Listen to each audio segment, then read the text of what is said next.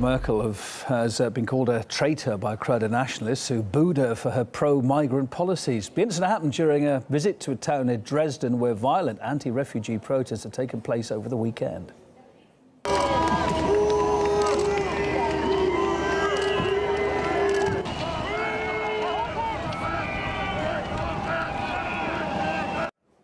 Angela Merkel's come under fire for a previous silence on the issue. Indeed, the hashtag #SilentMerkels emerged on Twitter, mocking the Chancellor's inaction as aggression towards newcomers is growing. Now, while the government's been slammed for inaction, many Germans, meantime, are making sure their views are heard at least. The week started with rival protests in Berlin between, on one side, pro-migrant demonstrators and on the other, nationalists from the anti-Islamic Pegida group. There was also a suspected arson attack. We brought you this story yesterday on a secondary school being used to house refugees. That's just outside Berlin. Let's bring in Dr. Werner Patzer now. He's chair of political systems and comparative politics at the Dresden University of Technology, joining us live on the line. Hi there.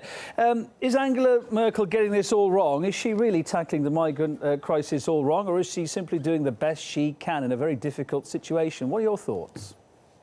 Well, certainly Chancellor Merkel is in a difficult situation, and usually she tries to do her very best. The basic problem is that Germany has taken a very passive stance towards immigration for many years, if not decades, and that now the numbers of immigrants are just overwhelming. We've had more than 400,000 in the last year. We expect some 800,000 this year. The number will not decrease during the next years, presumably. Therefore, many German citizens are afraid of the consequences of this unregulated immigration, and they are angry with top politicians and those responsible for this situation because they feel that the political class is leading Germany in a situation which it can no longer accept.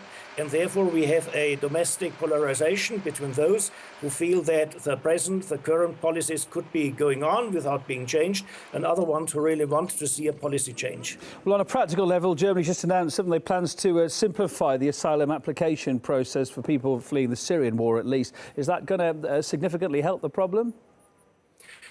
Well, it will significantly help the problem if the procedures in the course of which the authorities find out whether somebody is entitled to stay in Germany are speeded up.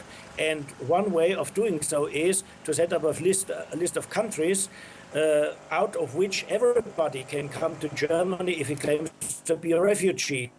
And the complementary action would be to set up a list of countries out of which nobody seems to be entitled to come to Germany. But the follow-up problem would be, or the follow-up challenge would be, to get those persons who are not entitled to stay in Germany out of the country. At present days, some 60% of those who have no right to stay in Germany nevertheless stay in Germany. And therefore, the political elite, our government, has still a lot of work to do.